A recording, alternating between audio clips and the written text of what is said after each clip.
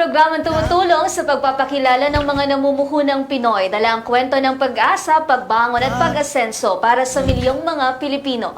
Ito pa rin ang Pro Pinoy. Higit sa programa, ito ay isang advokasya. At kasama na natin live sa ating studio ang owner and the artist ng Tinta sa Abaca, Miss Jaira Meliano. Good morning po at welcome po sa Pro Pinoy. Hello, good morning po, Miss Joanna and Gong. Thank you po for having me dito po sa programa niyong Pro Pinoy to promote about my paintings using ink on Abaca paper. Ink on Abaca paper. Yeah, wow. Pwede po bang malaman kung ilang taon ka na? 25 po ako. 25. Yes po. Okay. Batang-bata. So, kakagraduate mo lang ng college? Noong 2020 po, graduate ako. 2020, Yung pandemic batch. So kami yung batch na graduate via Zoom. Same. Kaya yun. So, yung painting mo via Zoom din? Ay, hindi naman po. Um, In person na po yan. so, ano bang natapos mong course? Ano po ako, graduate po ako ng BS Architecture from Pamantasan ng Lungsod ng Maynila. Architecture, ha? Opo. Sabagay, talagang magaling gumuhit yung mga architects, eh. Lalo na pag gumawa ng perspective. Ay, oh. Salamat po. Pero hindi po mga bahay-bahay, kundi nahanap niyo yung medium niyo sa mga tao, mga lugar. Yes po. So, combination siya ng built, natural, tangible, and intangible heritage po. So, yung influence ng architecture sa akin, makikita pa rin sa mga paintings ko. So, meron po ako dito sa harap. Samples pa lang po ito, mga small postcard size paintings ko featuring mga heritage buildings sa Escolta, Binondo. So, ito, Mga Spanish era buildings, no? ito po bale, merong architectural paintings, tapos meron din po akong pieces na ito po, itong isang ito, mga reenactors po ito sa Fort Santiago sometime Nung like 2 binaril years sila. ago. Reenactors po, opo, Nung binaril sila. Philippine-American War po. May Yes. kwento, kumbaga. May Opo. kwento. Heritage, yeah. Yes po. So, ito naman po, combining po architectural heritage and yung may human subject po. Kasi yung, I think po yung pag-add ng human element, nag-add ng story doon or narrative sa mga paintings. So, ito, ang title po nito ay Fort Santiago Guide. Isa po siyang guide sa Fort Tour Santiago guide. na I think very important yung ginagawa nila to help promote at panatilihing buhay yung stories, yung history ng bansa po natin. Wow. Yan naman. Ito po. Bayani. Yung nabanggit Bayanihan ko, dancers. ano po ito? Mga folk dancers po. Kasama po yung nasa gilid. Yung references ko po dito ay ang mga young dancers po ng La Manila Dance Ambassadors. So, sila po yung nagpa-perform sa Fort Santiago every Sunday.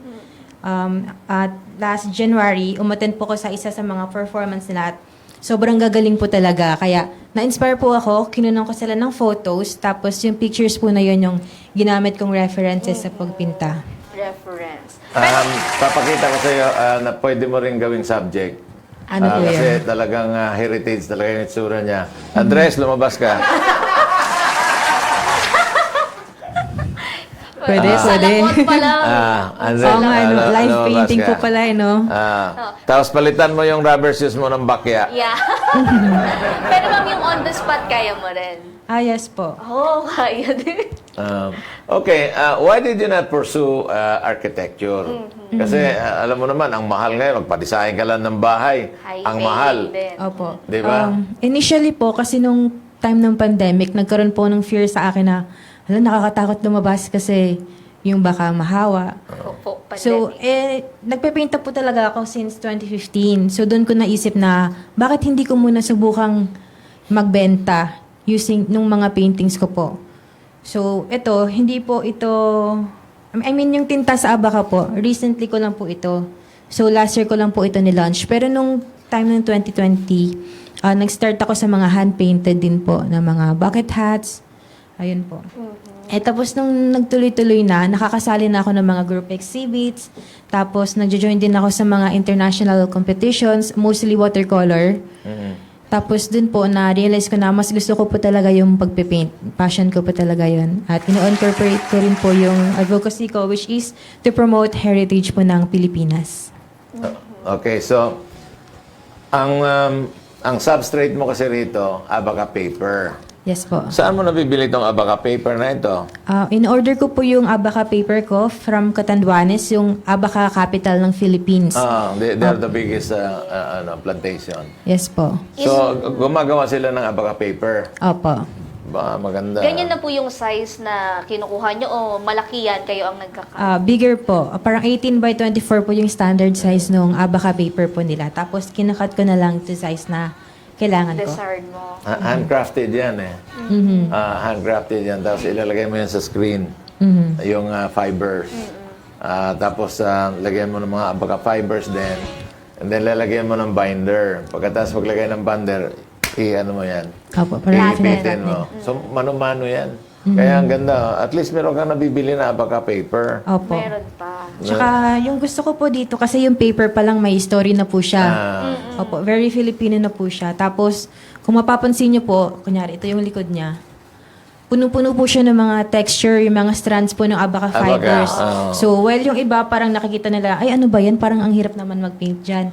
Pero para po sa akin, magandang quality po yun nung paper at nagdadagdag yung texture ng character dun sa paintings na ginagawa ko. Before po na matuklasan yung maganda ang Abaca, nag-try po ba kayo ng ibang papel? Before kasi ito, nagpe-paint na talaga ako using watercolor. So, yung usual watercolor paper po yung gamit ko noon. Mas smooth siya kumpara dito. Kaya, nung nag-uumpisa pa lang ako mag-paint dito sa Abaca paper, very challenging siya. Kasi iba yung pagsipsip niya ng ink tsaka ng water. Tapos, ito pong mga strands na to, minsan yung paint, sinusundan niya yung linya na yun. Challenging So, yan. opo, nagiging part na rin po ng painting yung mga little imperfections po na yun. Okay. Anong gamit mo na ink? Gumagamit ka ba ng tawag nito? Ng watercolor? Dito po, purely ink po ito. Ang ginagamit ko po sa ngayon ay India ink, which is yung sobrang, po siya, sobrang black, saturated. Tapos permanent na po once dry. So yun po yung nagustuhan kong quality. Pero sa ngayon po, naghahanap din po ako ng parang locally made na ink products po. Na hindi lang din po black. So later on, I plan on adding splashes of color din po sa mga pieces po na ito. Alam mo, itong India ink, it's a simple formula eh. Yung carbon black, just mix it with water and a little shellac. Ooh. Ano na yon, India ink. It's either gelatin ilagay mo or shellac, which is available locally. Ano po yung shellac? Shellac is a varnish. Pero resin yan ng tree. It's a natural tree resin. So, but water-based siya. Okay? So, pag tawag nito, pag niluto mo yan, magme-melt siya sa water. And then, ihalo mo yung carbon black. May Indian ink na. Yung carbon black kasi ito yung soot, may mga chimney yan, di ba? Pagkatapos, kunyari, may usok na dadaan. Ang tawag niyan, soot. But ginagamit yung carbon black. And carbon black kasi nagpapatibay kagaya ng rubber tire. Bakit itim yung rubber tire? Because of carbon black. So may added strength din pala yun, yung property na yun. Kaya siya andyan. Basta carbon black. So, tawag nito, yan ang India ink. India ink is water, carbon black. Black. Pagkatapos you have to mix it well. And then lalagyan ng konting shellac. So pwede pala yun po, parang gawin ng... Pwede mo gawin yan. Carbon, you can buy it from BASF. You can buy it from yung mga gumagawa ng yung iba, ang ginagamit nila, dye stuff. Kaya lang ang dye stuff, kagaya ng ginagamit ng pen. Yung pang writing pen. Dye stuff ang gamit niyan. Kaya lang, pag nabasa, kumakalat. Ito, pag nabasa, hindi to kakalat. Kasi hindi siya dye stuff. After yung shellac na yon will protect them. Nagiging waterproof siya. As in permanent na gano'n na siya. Kaya pag inamoy mo yung ink, medyo may Strong. Strong. Opo. Kasi may konting alcohol yan. Yun pala yan. Very knowledgeable po ni Sir, no? Sa paggawa ng... Sa ink pa lang yan. Opo. Well, I used to manufacture ink. Kaya... Oy. Siya. No, I know. Ayan. Galing. So, ma'am, kayo po ay suki ng mga exhibits. Yes po. Pero before, usually mga group exhibits po, kaya nag-join din ako ng mga groups na relevant din sa theme ng ginagawa ko, like Urban Sketchers Manila, Renacimiento Manila, and other groups. Pero last March po, glory to God, nakapag-hold din po ako ng first solo exhibit ko called Indak, featuring ito nga po yung mga Philippine folk dances po. Wow, nung March yan. Alam mo ba, Yes, po. partner, mas mahirap mag-paint ng black and white. That's a big challenge. Kaysa colored. Black and white is really very challenging kasi if you have to make it tri-dimensional, anong gagawin mo? Isang kulay lang. Oo. Opo. Pag maraming kulay, mas madaling mag-tri-dimensional. Malalaro. Pero sa itim, wow, it takes a lot of talent. Kaya ako'y hangang-hanga sa iyo. Salamat po. You're really talented. Di ba? So magkano naman yung presyo ng painting mo per square inch bang benta mo? Dati po, pero ngayon po, kino-consider ko na rin po, like yung, minsan kasi, yung time involved or yung complexity sa details po. So, to give an example lang po, kunyari, ito pong sa gilid po, May frame yung na. Jota Cagayana, 10,000 po yan with frame po. Ang sukat po niyan ay 12 by 16 inches po. 12 by 16. Ayan. 10,000. Yan ang presyo ng artist. Kaya kailangan talaga yung signature. Pag walang signature, it's just one of those eh. So, masasabi talaga natin, ito, trabaho ito ni Jaira. Bilhin natin. Minsan kahit pangit na yung trabaho ni Jaira, basta may signature na Jaira, binibili pa rin nila. Kasi pagdating naman kung ng panahon, di ba, yung pangit sa mata natin ngayon, baka maganda dun sa susunod na panahon. Totoo yan. Okay. Wala kang ibang kulay. Ngayon po, yung dito po sa tinta sa Abacay, itong black lang po muna. Pero I still paint using watercolors sa mother names. Okay. Yung watercolor kasi, pag nabasa yun, nagbablat eh. Fade. Tuturuan kita kung anong magandang Ay, sige. watercolor. Salamat po. Alam mo yung ink na ginagamit sa mga flexo, water-based flexo? Ano po yun? Calligraphy po ba yun? No. Pigment ang gamit noon, pero ang resin na gamit nila dyan is, I think, acrylic. So, acrylic, but liquid na liquid siya. Opo. Kagaya ng India ink. Opo. So, anong gamit mo na brush dito? Ano po? Watercolor brushes po. Maliliit lang, no? Para, Opo. Tapos meron din po yung mop brushes, yung medyo malaki yung tip niya. So, papabigyan kita ng sample. Ay, wow. Ito yung gamit ng ano. So, you can have various colors. But normally, mga painters kasi, mga basic color lang yan. Talo blue, carmine red. But carmine red, nagpipade pag naarawan yan. So, dapat cadmium red gagamitin mo. And then, of course, benzodine yellow. And then, black. Yun yung basic colors. Opo. The 4 basic colors.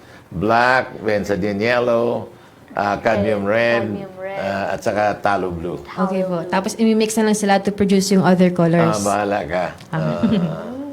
So, you want green, it will be yellow and blue. But sometimes you have to get special colors. Kasi like, for example, you want a very, very clean green. Ang gamitin mo dyan is talo green. Talo green. Or you want a very nice yellow, Hansa yellow. Pink, Maganda. pink. Pink? Siyempre, favorite. It's white and red. White and red. So yung white, lagyan mo ng tint na red, then you have pink. Ayan. Bukod po Then dito you will sa have a blush, colored, ano? mag-watercolor. Color. Ang watercolor kasi pag nabasa, nagbablat. Pero maganda rin tingnan. But what I'm saying is, kahit yung sinabi ko na mga flexo water-based, maganda rin tingnan. Ganda rin tingnan. Depende rin po sa technique or yung look na Depende gusto niyo sa'yo. pong ma-achieve. It will all depend on the artist. Yes. Aba. Di ba? Yung mga, Sige. yung mga ganong pong frames, yung mga post, sabi nyo. Yung size. small sizes po. Ito po, 1,000 lang po ito. Ito? Yes po. Mga postcard size 5 by 7 po. Yung postcard size po, ilang oras yung ginagawa? Siguro po 3 to 4 hours po. 3 to 4 hours, tapos dire-diretso po yun, hindi kayo tumatayo sa upuan. Siyempre, minsan tumatayo. Pero ayun po, yung ink kasi, ano pa siya, mas mabilis yung drying time niya kumpara sa ibang mga painting medium po. Drying kasi yan by absorption eh. That's what you call drying by absorption. Drying by So, yung water, pag in-apply mo dyan, ina-absorb ng paper. Opo. Pag absorb ng paper, tuyo na kaagad yun sa surface. Tama. At pag oil kasi, by reaction yon. Ang dryer ng oil is yung cobalt dryer. So, may drying by reaction. Meron pang UV ink, pag dinaan mo sa UV light, magda-dry siya. Magda-dry. Oh. Nagre-react siya. Parang sa mga kuko. Ang dami, no? Ang dami naman doon. Ang dami. Meron ding vinyl ink. Para kung gusto mo flexible siya, you use the vinyl ink. Oh, ano pong mga usual applications nun? Nung Sa vinyl? sa mga ano, like for example, plastic, Sa plastic. na talagang flexible. So hindi siya magka-crack. Kasi kung gagamitan mo yan ng ano, urethane, magka-crack. Hindi At saka yung hindi bagay. acrylic, magka-crack yon. Yung water-based na, solvent-based na acrylic. So, alam mo, ang artist, marami magagawa. Ang daming media diyan Opo. na pwede mong gamitin. And this one, I really admire you kasi naisip mo yan. At nakakapagbigay ng employment sa mga kababayan natin sa Catanduanes. Catanduanes. Actually, Catanduanes is the biggest producer of abaca. And the Philippines is the biggest supplier of abaca in the world. Wow. We supply 90% of the entire demand ng mundo ng abaca. Wow. Dapat yun yung mga inaalok pa natin para maging 100% na. Ma'am, yung ganito po ba nating art ay available saan? Ano po, currently po, nakakonsign ako sa ilang shops sa Manila. Katulad ng Manila Canvas sa Fort Santiago, Intramuros. At yung Rizal Park branch nila, Manila Canvas din. So, nakakonsign din po ako sa mga galleries, katulad ng Dry Brush Gallery. Meron silang website and meron din silang branches po. Meron near MOA. Tapos, yung Itoo Homestyle, ITOOH Homestyle po. Ayan. Pag magpapa-customize po sila, kukontakin kayo saan? Yes po, pwede pong umorder or magpagawa ng customized paintings po sa Facebook page ko. Search na lang po yung Tinta sa Abaca. Meron din po akong Instagram at tinta_sa_Abaca. Sa Tinta sa Abaca, kayo lang po ang artist niyan? Or Ah, marami yes kayong po. friends? Ako lang po, bale, solo artist lang po. Solo na lang. Hindi naman po pwedeng marami. Yung pag baka maramihan yung kuha kung kailangan ng tulong. Ay, Hindi. Iba-iba. May mga understudy siya. Palagay ko. In the future, magkakaroon ng understudy. pwede. Pwede. Kagaya ikaw, kung gusto mo, Wala talaga. understudy. Maski sa icon sa painting, mahina ako eh. Okay, anong pinakamalaking tawag nito? Nagawa. Painting na nabenta mo? Yung largest ko pa lang po na na-paint ay 12 by 18 po. 12, maliit pa rin yun. Opo. Di ba? 12 by 12 by 18. 18. One foot by almost 2. 1 by almost 2. Opo. Pero may pinaplano po akong bigger pieces po para sa isang pinaplano ko pong next solo exhibit ko. Kung okay lang i-share, pero ayoko muna i-share yung official title. So, yung concept pa lang. Sige, sige. Bale, yung concept po nito ay highlighting yung walkable areas ng Intramuros. Meron po kasing isang street doon na ginawa na ngayong pedestrian only. So, sa series ng paintings po na yun, gusto ko ipakita yung importance ng pagkakaroon ng walkable streets na yung Cobblestone. pinapriority po yung mga pedestrians po. Kasi that way po, mas madali nilang na-appreciate yung mga structures sa paligid nila. They can pause to really admire po yung mga structures. So yun po yung gusto kong i-depict sa upcoming series po. Alam mo, I think you should go to vegan. Vegan kasi heritage yan, city. Why? Yes po. They are able to preserve yung old Spanish houses. And then mga cobblestone pa rin. Stones. Yung kalsada. And then may mga kalesa ron. I think you should really go there. Opo. And yung cathedral nila doon, really Spanish, yung kumbento, talagang Spanish. Magugustuhan mo yun Opo. kasi that's what you want, yung mga architecture na Yes. talagang magaganda. Opo. Diba? Pwede po kaya mag-paint doon on the spot, yung parang maglalatag ako ng... Oo. Pwede. Parang maganda yun, no? Kasi makaka-capture mo talaga yung mood, yung essence ng Tsaka place. yung mga turista, baka ikutan ka doon Opo. habang nag-paint. Baka may magpapakomisyon din sa'yo. Or baka bilhin on the spot. Ay, Maglatag saya. ka ng ano, Exactly. panyo, naglalagay sila. No, I'm not kidding. You possible. better go to Vigan kasi it's really a heritage city. That's where my great-grandparents were born. Ay, wow. Kaya may Casa Pichay pa nga doon eh. A very old Spanish house na ginawa nilang hostel. So, tanungin kita, total, ang course mo naman ay architecture. To you, who is the greatest architect in the world?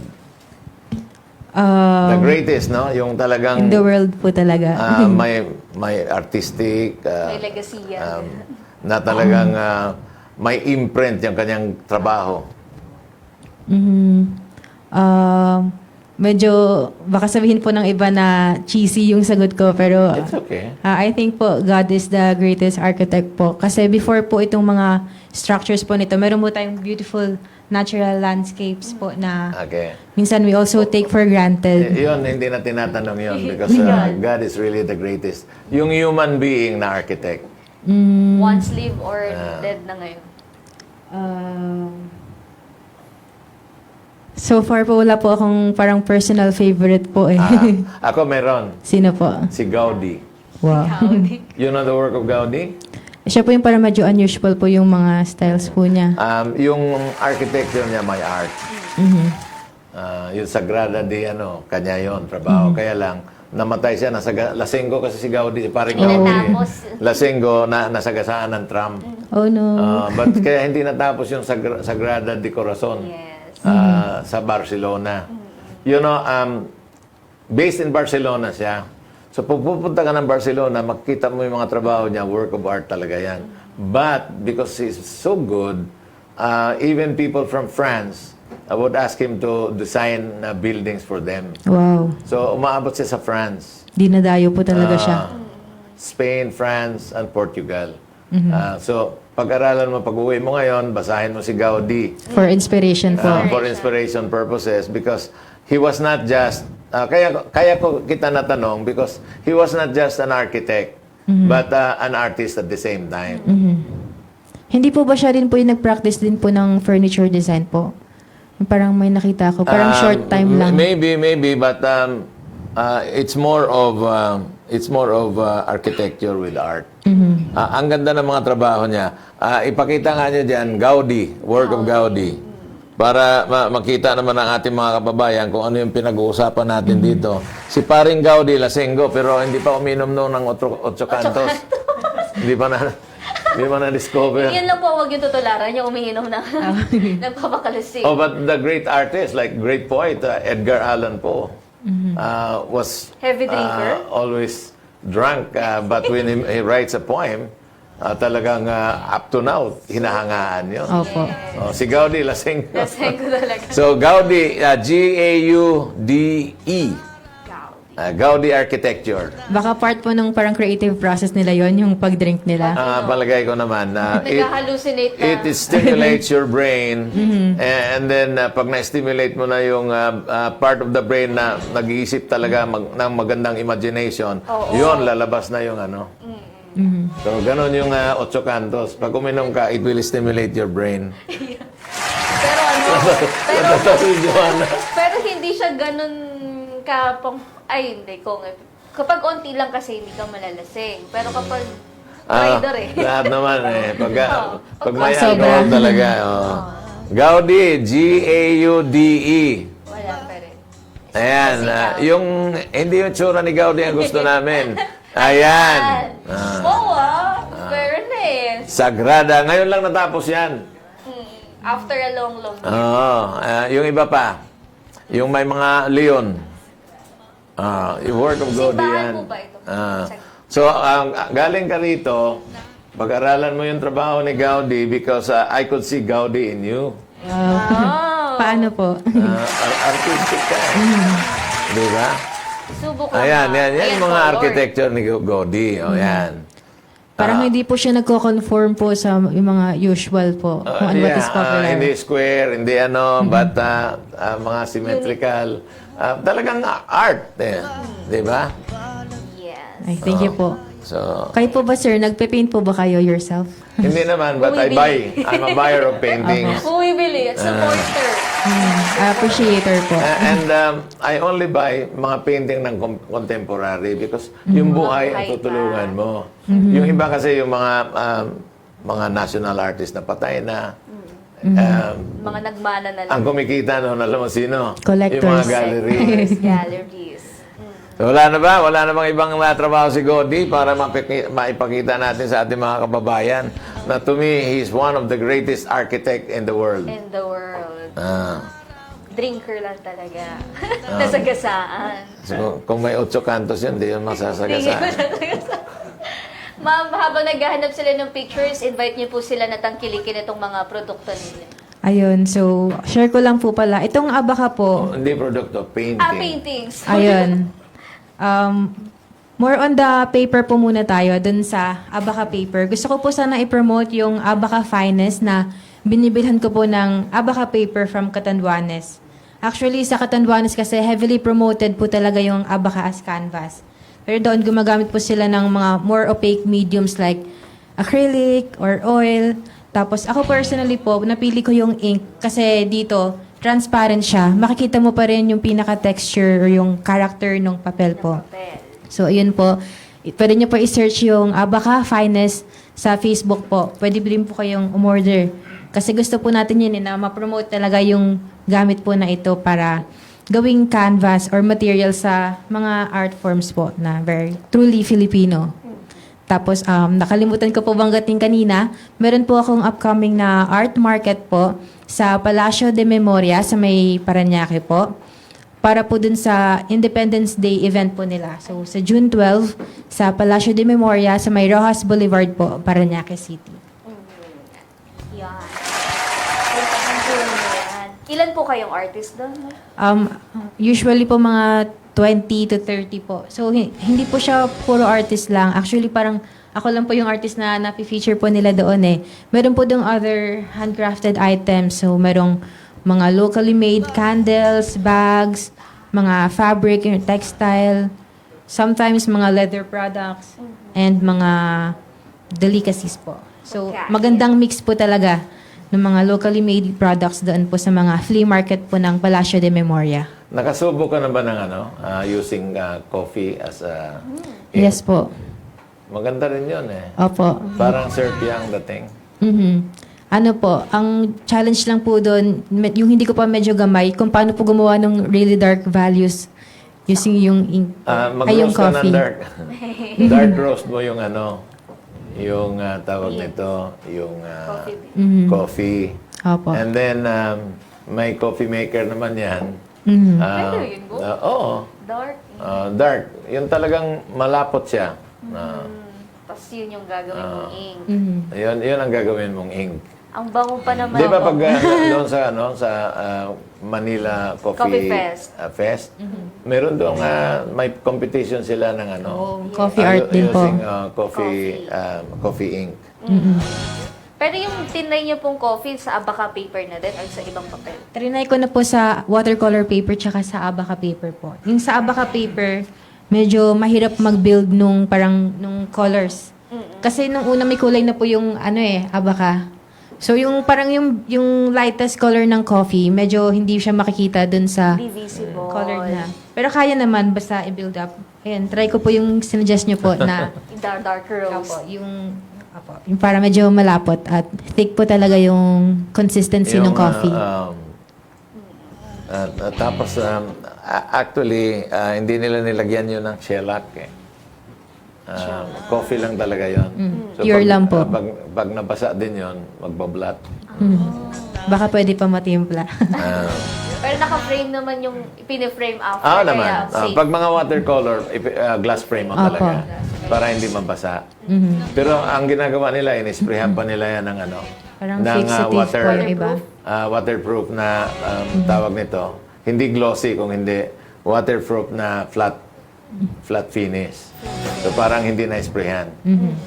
Ayan. Ayan, Kong, ang mga comments muna tayo ngayong umaga. Okay. Ni Andres Bonifacio Jr.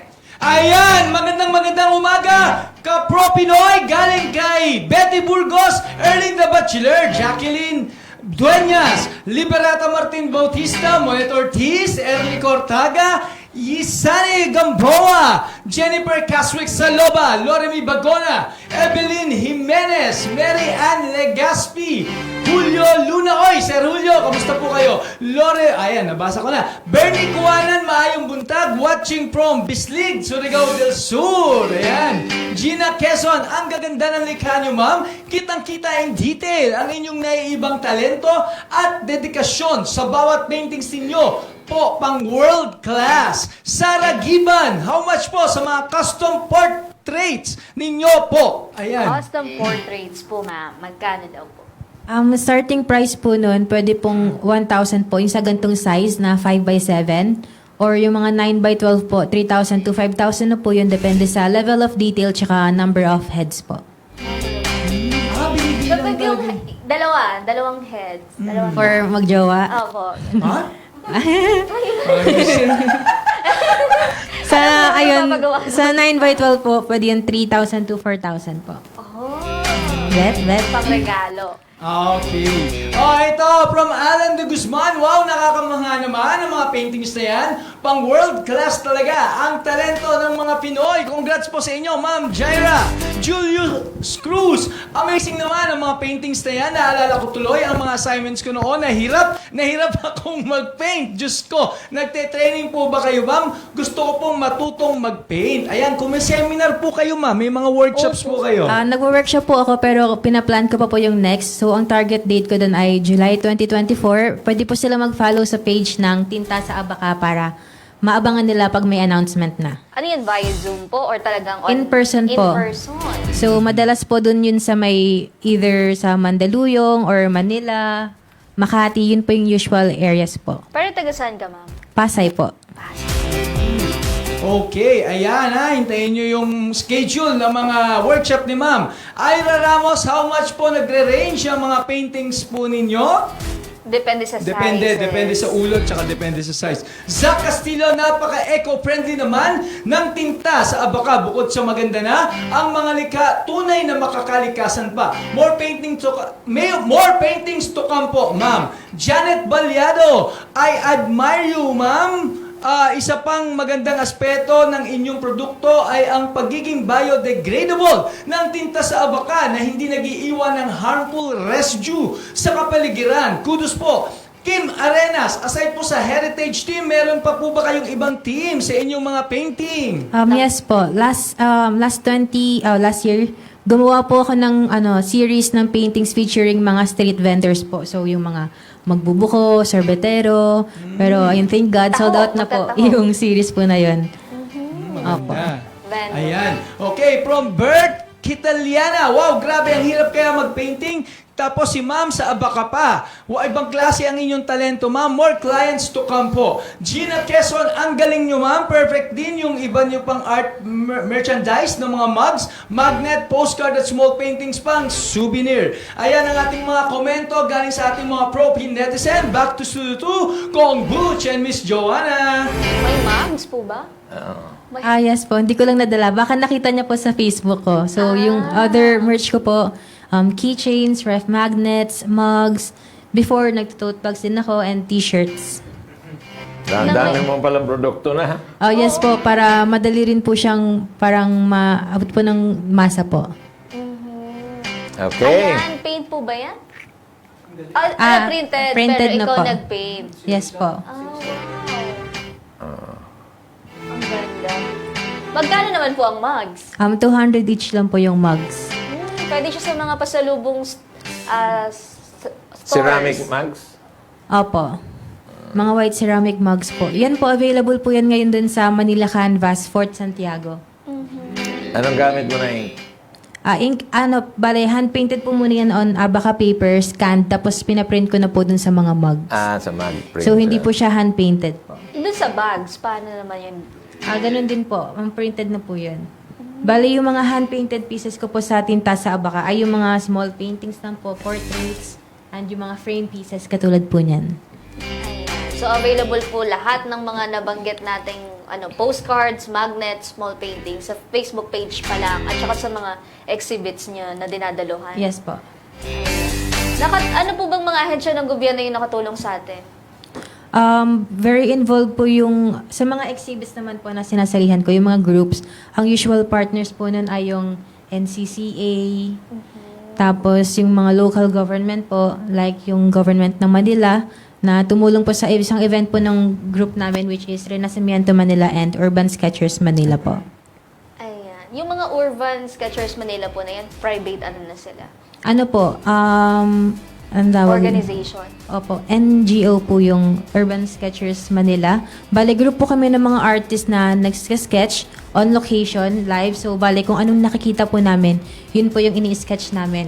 So, open po yun for kahit sino. Basta magdala lang po kayo ng sarili niyong gamit, pen, watercolor, crayons, kahit ano, pwede po. Opo, so nag-hold din kami ng mga sketchwalk, yung tawag po namin doon. Parang at least 2 times a month. Pwede po silang mag-join sa Facebook group ng Urban Sketchers Manila kung gusto po nila mag-join sa mga activities namin. So, open to all, free lang po. Full-time ka dito, ma'am. Wala ka ng ibang ipinagkakaabalahan. Yes po, full-time artist po ako, pero ayun nga, nabanggit ko, iba-iba yung ginagawa ko. So, aside from joining exhibits, nag-hold din po ako ng workshops. Tapos yung nagko-consign ng mga paintings sa mga galleries or mga souvenir stores po, yun po. Kaya continuous ang kita. Sinong suki mo na gallery? Ngayon po ang Sa Mega Mall? sa yung ano po, ito o Homestyle po. Bale, online gallery po yun, pero may online. office sila sa Makati. Aha. Yes po. Ayan. Maraming salamat, ma'am. Thank you Baka po. may gusto kong batiin. Gusto ko po batiin po yung boyfriend ko po, si Aaron. At yung parents ko po, si Mama Libby and Papa Totoy. Hello po. Good morning sa inyo. Artist din ba yung boyfriend mo? Mahilig din po siya mag-drawing, pero ano po siya ngayon, test engineer po siya. Ano siya? Test engineer po. Test engineer. At paano pong... Test engineer. Hindi ko po alam yung mga technicalities po nun. Ibang area na po siya. Ayan. Maraming salamat po ulit, ma'am. Thank you po for having me. Ayan. Pero, wait lang pala. Para hindi kayo pwedeng manalo sa ating hulaan mo ang kapital ko. Meron pa. Andres, pwede pa siya, Junior. Yes! Ayan, malalaman natin kung magkano ang naging pagsisimula ng naging, hindi natin matatawag na business to no? Okay, ang ating lucky caller ay manggagaling sa BGC Taguig. Stephanie Connor. Oh, wow! Inglesero! Hello, Stephanie Connor. Good morning to you. Hi, good morning. Nako, paduguan na. Ano yan? Oh, paano to yan? Oh, guess how much is the capital na ginamit ni Miss Jaira sa kanyang pagsisimula ng tinta sa baka? Sorry, you meant investment? Hindi ko marinig. Again, Stephanie. Can you speak louder? Investment in her painting? Nga. Lakasan niya yung sound. Sorry, I mean, you meant the investment on her paintings, right? The capital. Okay, The starting capital. okay, I guess it's 30,000. 20,000! Makakuha mo kaya ang 1,800 pesos? Itanong mo na, Joanna! Tapos mamaya magtatagalog yan. Joke. Ma'am, magkano po ang kapital? Yung start ko po itong tinta sa abaka, parang few thousand lang po. So, Uy! 3,000 to 4,000 lang po yung in-spend ko for the first collection of paintings.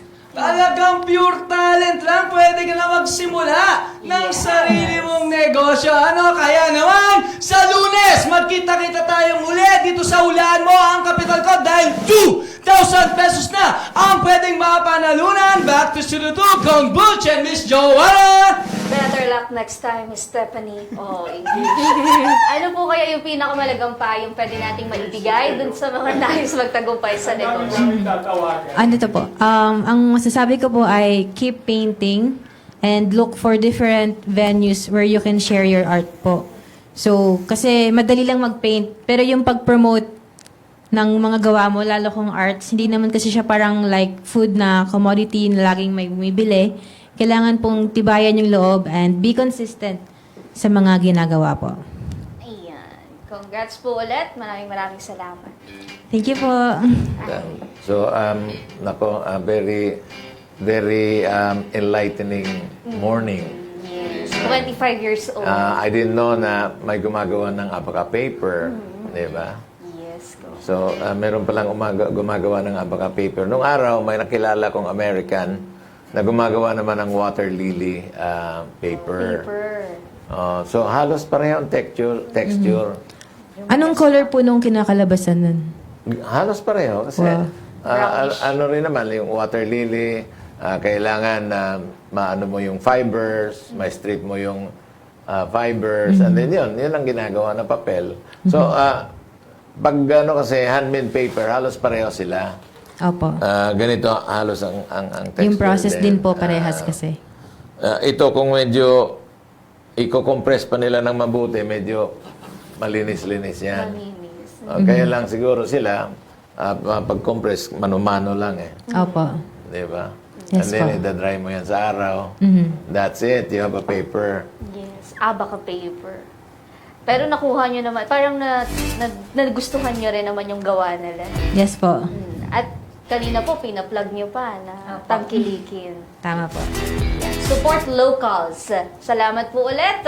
Naway nakapaghatid kaalaman at inspirasyon ng kwentong hatid ng Tintas sa Abaca ni Miss Jaira Meliano.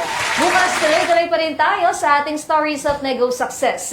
Dahil ang mangga, papaya at iba pang dagarapong pangkabuhayan ang ating matutunghayan. Ako pong muli si Joanna Luna, ang inyong kabalitaan sa mga pinakabagong pwede ninyong pagkakitaan. Have a safe Thursday morning, Barangay Radyo 1. Oy, from start to finish, pinanood ka ni Paring Julio. Yes. Pa.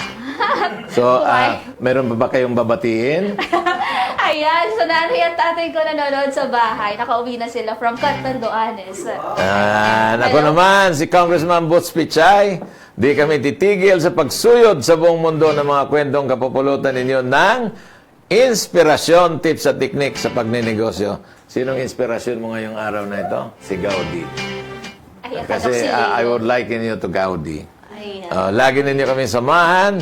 Lunes hanggang Biyernes from 9 to 10:30 in the morning, exclusive sa Radyo 1. Dito, Pinoy ang angat. Dito, Pinoy ang sikat. Dahil tayong lahat ay Pro Pinoy.